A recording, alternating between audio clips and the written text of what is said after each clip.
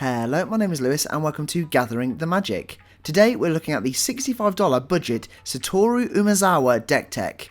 From the upcoming Kamigawa Neon Dynasty set, this human ninja says whenever you activate a ninjutsu ability, look at the top 3 cards of your library, put one into your hand and the rest on the bottom of your library, and each creature card in your hand has ninjutsu.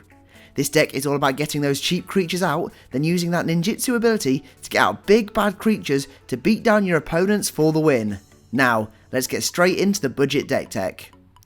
As always, we're starting off hot with the ramp. First on up, we've got Leadenmere and Silvermere to tap and add a swamp or island to your mana pool. There's Ornithopter of Paradise, the Flying Thopter to add a mana of any colour, and Black Staple Dark Ritual to add 3 swamp to your mana pool. We have Budget Mana Rocks Charcoal and Sky Diamond that both enter tapped but allow you to tap for a swamp or island on later turns. There's Dimir Cluestone to add either Dimir to your mana pool or pay and sack to draw a card, and Dimir Locket to again add Dimir and pay and sacrifice to draw 2 cards. We've got more staples in Commander's Sphere and Mindstone to add a mana of any colour in your Commander's colour identity or colourless that you can both sack to draw a card.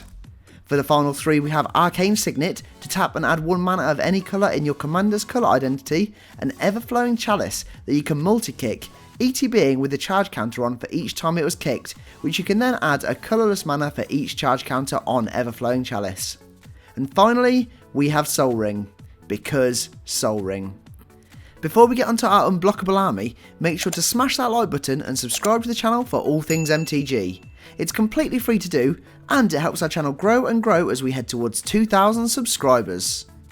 Now we're looking at our army of unblockable attackers, starting off with Changeling Outcast that cannot block or be blocked, and Dimir Infiltrator, a 1/3 unblockable spirit with Transmute. There's Gadul Lurker that cannot be blocked, and Mistcloak Herald, another 1-drop blue that cannot be blocked. Similar to popular Yuriko strategies, we want plenty of unblockable attackers so we can cheat in those big creatures with Satoru's ability and beat our opponents in the face. We have yet again another 1-drop unblockable blue creature in Slitherblade and Spectral Sailor, a 1-drop flyer that our opponents may struggle to block. Coming on to the final 5 creatures, we have 2 more 1-drop unblockables in Tormented Soul and Triton Shorestalker. There's Thalakos Seer, almost certainly unblockable with that old school shadow mechanic. It also gets us some tasty card draw when it leaves play, which will happen often thanks to that ninjutsu ability. And Tetsuko Umezawa, a human rogue that says creatures you control with power 1 or less can't be blocked. Lastly, we have Ornithopter, the 0-drop flyer that will swoop straight over your opponents, ready to be ninjutsu'd away. You love to see it. Now we've looked at those cheap, quick attackers, let's look at all those big monsters that will batter our opponents into oblivion. Starting off with the biggest of monsters, we have Artisan of Kozilek with that dreaded Annihilator 2 and Hand of Emrakul with Annihilator 1. Disgusting. There's Ulamog's Crusher with Annihilator 2 that attacks each turn if able, and Itrata the Silencer. Although it does cost the same as Satoru's ninjutsu cost, getting that Itrata damage through 3 times can be an instant lose con for your opponents. And with plenty of ways to get these creatures back to your hand that we'll go through later, this is definitely a viable play to get you that alternate win. We've got Dazzling Sphinx that says when it deals combat damage to a player, that player exiles cards from the top of their library until they reveal an instant or sorcery that you can then play without paying its mana cost. And Diluvian Primordial that when ETBs, for each opponent you may cast up to 1 target instant or sorcery from that player's graveyard without paying its mana cost. Being able to potentially ninjutsu these cards for just 4 mana value is huge and will really put you in a stronghold to get the victory. We've got Mind Leech Mass that when deals combat damage to a player, you may look at that player's hand. If you do, you may play a non-land card without paying its mana cost. And Sepulchral Primordial that when ETBs, for each opponent you may put 1 target creature from that player's graveyard onto the battlefield under your control. Being able to cheat these creatures out with that ninjutsu ability is huge, especially with all of those ETB triggers to steal opponents' creatures or other cards, which could really give you that advantage to take control of the board. We've added Phyrexian Ingester that when ETBs you may exile a target non-token creature, giving it +X+Y, where X is exiled creature's power and Y is its toughness. And Torgar, Famine Incarnate, that when ETBs, up to 1 target player's life total becomes half of their starting life total rounded down. Finally, for the big creatures, there is Inkwell Leviathan with Trample, Island Walk and Shroud. Before finishing up with all of those lands, we're looking at the best of the rest in this budget brew. First up is Fading Hope to return target creature to its owner's hand, scrying 1 if its mana value was 3 or less, and Familiar's Ruse, a 2-drop counterspell that you have to return a creature you control to your hand to cast. We want plenty of return to hand cards in this deck to get those huge creatures back to our hand so we can ninjutsu them in again and again and get those ETB triggers and big damage through to our opponents. There's Paradoxical Outcome to return any number of target non-land, non-token creatures you control to their owner's hand, drawing a card for each card returned to hand this way, and Select for Inspection to return target tapped creature to its owner's hand and scrying 1. There's Stern Dismissal to return target creature or enchantment an opponent controls to its owner's hand, and Unsummon to return target creature to its owner's hand. Not only are these cards useful to return your creatures to hand to ninjutsu, but also good if we need to return an opponent's threatening creature to their hand. We've got Cunning Evasion. This is whenever a creature you control becomes blocked, you may return it to its owner's hand, an Archetype of Imagination to give creatures you control flying and have creatures your opponents control lose and unable to gain flying. Extra useful if we want to get all of that damage through. For more creature damage triggers, we have Bident of Thassa to draw a card when damage goes through, and Larceny, this is whenever a creature you control deals combat damage to a player, that player discards a card from their hand.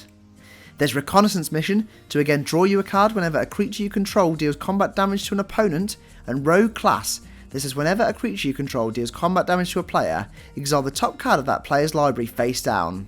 If you're able to get this enchantment to level 3, you can then play cards exiled with Rogue Class, spending mana of any colour to do so.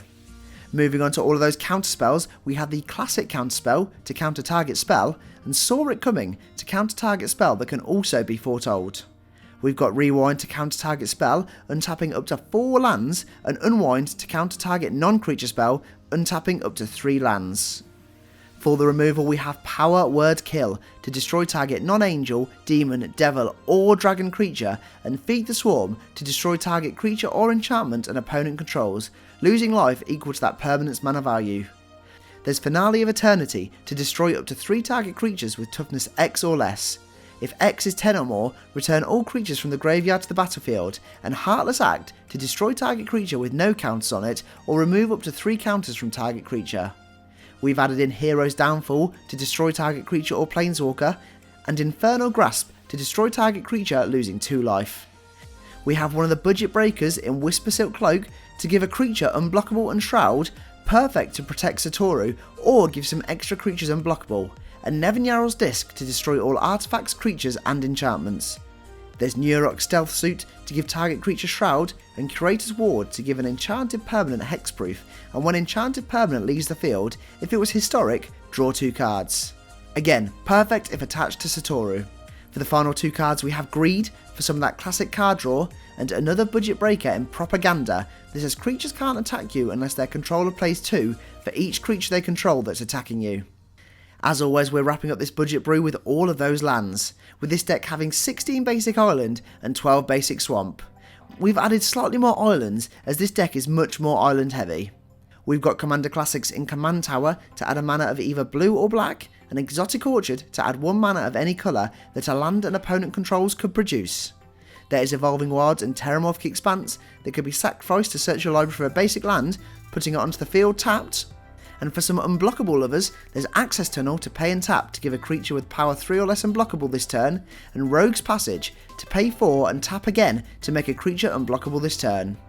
For the final 2 lands we have Creeping Tar Pit to add Dimir or become an unblockable 3/2 elemental until end of turn, and Dimir Aqueduct for that big bad Dimir bounce land. Satoru Umezawa is a really cool new commander that, with that option to give all creatures in your hand ninjutsu, opens up a world of possibility for a wide variety of decks. Plus, making this budget brew has got me even more excited for the release of Kamigawa Neon Dynasty. It really does feel like a long 6 weeks until this set is out. I cannot wait. Now before we wrap up, check out our good friends over at Cardboard Appreciator on Instagram. They have a very spicy 10 deck giveaway starting in the near future that you'll absolutely want to keep an eye on. We've put a link to their Instagram in the description box below. There we have it, that's the Satoru $65 budget brew. Thanks for watching, and don't forget to smash that like button and subscribe to the channel for all things MTG. Check out our link tree in the description below for all of our social media and affiliate links. For now though, I am all tapped out, so I'll see you in the next video.